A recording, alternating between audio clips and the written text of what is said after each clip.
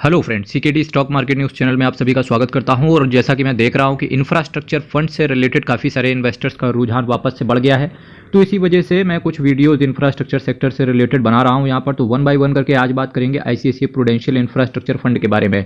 Net asset value की बात करेंगे तो इसका जो एनईवी है 139 रुपये का है।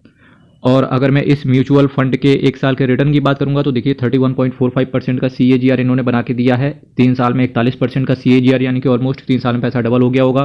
5 साल में देखिए 22.81% का CAGR, मैक्सिमम देखिए 15.79% का CAGR। देखिए शॉर्ट टर्म में तो इस म्यूचुअल फंड से आपको बहुत अच्छा रिटर्न बनाने को देखने को मिलेगा या बनता हुआ देखने को मिलेगा, पर लॉन्ग टर्म में आप जाके फंस जाएंगे, यानी कि 14-15% के आसपास का ही रिटर्न देखने को मिलेगा।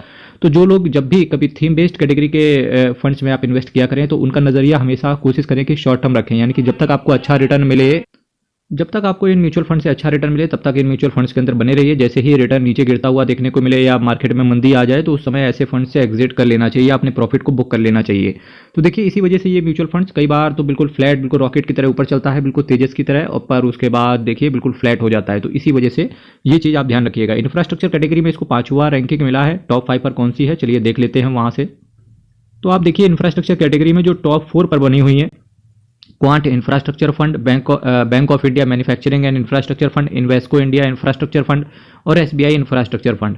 अगर आप ICICI प्रूडेंशियल इंफ्रास्ट्रक्चर फंड में इन्वेस्ट करने का विचार कर रहे हैं तो एक बार इन सभी म्यूचुअल फंड का, जो ये टॉप 4 सामने दिख रहे हैं, इन सभी म्यूचुअल फंड का एक बार इन डेप्थ एनालिसिस जरूर चेक कर लें। कहाँ चेक करेंगे, मेरी मल्टीबैगर म्यूचुअल फंड्स के नाम से प्लेलिस्ट पड़ी हुई है, आप वहाँ से चेक कर सकते हैं। वैल्यू रिसर्च ने इस म्यूचुअल फंड को 4 आउट ऑफ 5 रेट किया हुआ है। यह दालवाई साहब आपके पैसे को मैनेज करके चल रहे हैं, यानी कि ये फंड मैनेजर हैं। इसके साथ साथ देखिए 3 महीने में 7.67% का एब्सोल्यूट रिटर्न आया है, 6 महीने में 22.63% का एब्सोल्यूट है, 1 साल में 31% का। जैसा कि मैंने आपसे कहा 3 साल में पैसा ऑलमोस्ट डबल हो गया होगा, ऑलमोस्ट क्या डबल ही हो गया, 183% का रिटर्न, 5 साल में 179% का, 10 साल में 467% का। म्यूचुअल फंड के अंदर आपको एक चीज़ पता होना चाहिए, क्योंकि mutual fund directly share market से रिलेटेड रहता है, तो इस वजह से रिस्क आपका वेरी हाई कर दिया जाता है। तो किसी भी म्यूचुअल फंड में आपको रिस्क के बारे में होना बहुत ज़्यादा जरूरी है, पता होना जरूरी है। ICICI prudential infrastructure direct plan growth की बात करेंगे तो 2373 करोड़ का इसका एसेट साइज है, जो कि एसेट साइज दिख रहा है कि डिसेंट सा है। 1.47% का एक्सपेंस रेशियो। देखिए जब भी कभी आप थीम बेस्ड कैटेगरी के इन्वेस्टमेंट में या फंड्स में इन्वेस्ट करते हैं तो होता क्या है कि वहाँ पर आपको एक्सपेंस रेशियो का पेमेंट कई बार ज़्यादा देना पड़ता है। स्पेशली अगर ICICI जैसी एसेट मैनेजमेंट कंपनी के बारे में बात करेंगे या HDFC की, AMC के बारे में बात करेंगे, तो उनके मैक्सिमम फंड्स होते हैं जहाँ पर 1% से ऊपर का एक्सपेंस रेशियो चार्ज किया जाता है, क्योंकि उन्होंने जो पिछले 10-15 सालों में जो अपनी गुडविल, 10-15-25 सालों में जो उन्होंने गुडविल बनाई है, उसी की वजह से ये लोग एक्स्ट्रा एक्सपेंस रेशियो चार्ज करते हैं। तो इससे पहले जो मैंने टॉप 4 पर दिखाया था, आप वहाँ पर अगर इन डेप्थ एनालिसिस देखेंगे तो पाएंगे कि उनका जो एक्सपेंस रेशियो है 1% से काफ़ी हद तक कम है, कई सारे म्यूचुअल फंड।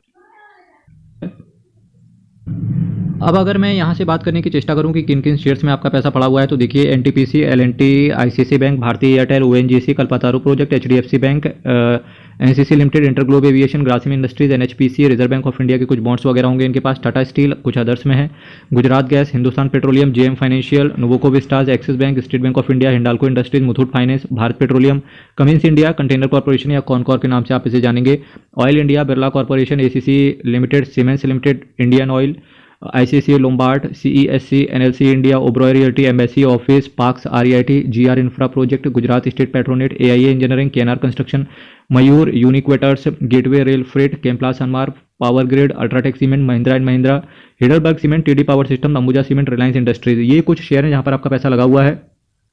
अब अगर मैं ICICI प्रूडेंशियल के एसेट मैनेजमेंट कंपनी के बारे में बात करूं तो 5,92,330 करोड़ का इनका एसेट अंडर मैनेजमेंट है, जो कि धीरे धीरे बढ़ रहा है और 240 स्कीम के साथ आते हैं। ऑल इन ऑल बात करेंगे तो ये फंड भी डिसेंट है, ठीक है, पर इसका एक्सपेंस रेशियो ज़्यादा, अगर आप इतना एक्सपेंस रेशियो पेमेंट कर सकते हैं, यानी कि 1.47% का अगर आप एक्सपेंस रेशियो दे सकते हो तब आपके लिए फंड ठीक है। अदरवाइज आप ऑल्टरनेट भी देख सकते हो, काफ़ी सारे ऑल्टरनेट हैं जो कि रिटर्न जिन्होंने सिमिलर ही बना के दिया है, ठीक है। तो हर हर महादेव, अयप्पा शरणम, हरि शरणम। चैनल को सब्सक्राइब कीजिएगा, वीडियो को लाइक कीजिएगा। बहुत बहुत धन्यवाद।